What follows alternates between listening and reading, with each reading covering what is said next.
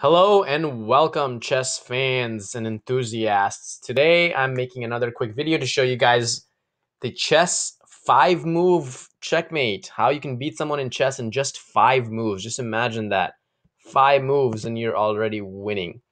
So there are many ways, obviously, in the game of chess to win quickly, and majority of them involve your opponent making a pretty devastating sort of mistake.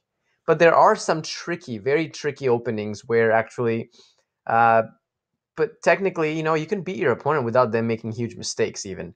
So here we go. We're going to look at one. It typically arises out of the scholar's mate, but it's a very, very common checkmate that you can achieve in just 5 moves. It starts with e4, the pawn coming to the center, and black plays the move e5, also bringing a pawn to the center. Bishop to c4, developing a bishop and already hitting this weak pawn over here on the f7 square. And black actually follows suit as well and plays his bishop out to c5, which also threatens white's weak f2 pawn here. And at this point, white goes ahead and plays this move. Queen to f3, which actually threatens checkmate right here on f7. Now at this position, black makes a move. Black notices what the problem might be, and he could potentially play a move like, let's just say he plays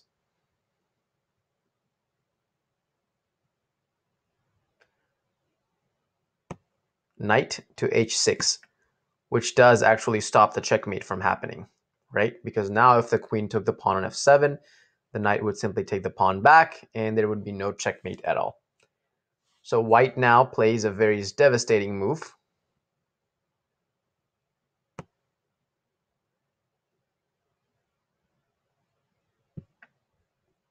Pawn to d4, which looks like a very bad move, right? There are two pieces. Black has two pieces that are actually controlling the square on d4. White only has one piece that's actually, there's no piece, in fact, that's protecting the d4 square. But black has to be extremely careful. So let's just say black makes the most natural move, bishop takes d4, and just captures the pawn.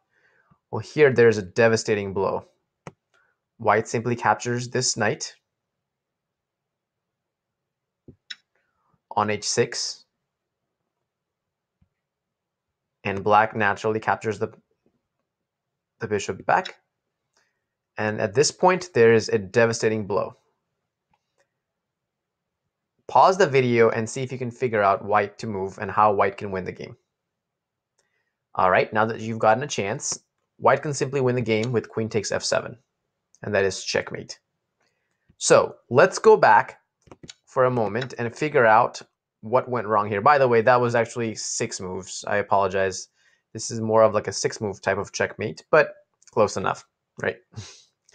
So what happened here? Like, how did this happen? Well, if we go back a couple of moves, in fact, white's third move, knight queen to f3, is a mistake, believe it or not.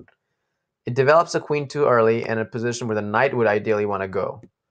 Black can very easily stop this checkmate right now without having to play this awkward move, knight to h6. Black has other solutions as well, which are a little bit better, such as knight to f6. And this move simply develops a piece and also blocks the path from the queen to the pawn, which also stops, obviously, the checkmate. Now, white's actually able to renew this threat, if believe it or not, with another annoying move. White can actually play this move, queen to b3, which renews this threat on f7, now with the bishop and queen line up along this diagonal. But there's a very simple answer that black has, which is just to castle. And at this point, there's no threats anymore. This taking this f7 pawn doesn't make any sense. And black is actually in a better position in this position, I would say. So instead, what we want to look at is other possible solutions. After queen to f3, there's obviously knight f6. There's even this move, queen to f6. but I think I prefer knight f6 a little bit more because it makes much more sense that black develop a knight, a minor piece towards the center, attacks a pawn, blocks the checkmate, and gets ready to castle.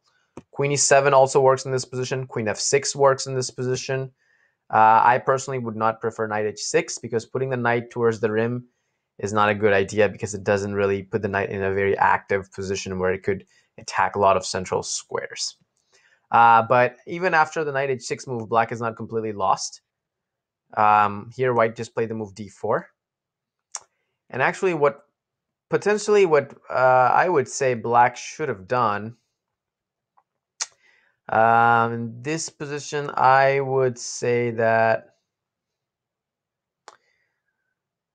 yeah, it's a very tricky situation because if black gives a check, pawn to c3 blocks and attacks the bishop again, black may be losing a piece no matter what here, actually. Yeah, this is bad. This is pretty bad for black. Because even if pawn takes, there follows this capture again. And the thing is that black is not able to capture the bishop back because of this checkmate threat. And as a result of this threat, there's just nothing that black can do, really. Even after this move, bishop takes and bishop takes, you would think it looks like black is able to take this pawn on b2 and trap the rook over there. But unfortunately, black doesn't have time. After taking this pawn, this is checkmate. So instead, we can safely say in this position that after knight h6, black is pretty much lost the position. Because there's no good response to this move d4, which attacks the bishop and opens up a threat to this knight, which is threatened to simply just get captured and simply be, white would be up a minor piece. So that's pretty much it, guys. Let me know if you have any questions about this quick 6-move checkmate. Let me know what you think in the comments. And if you have any other suggestions for future videos, let me know. Thanks, guys. Signing out.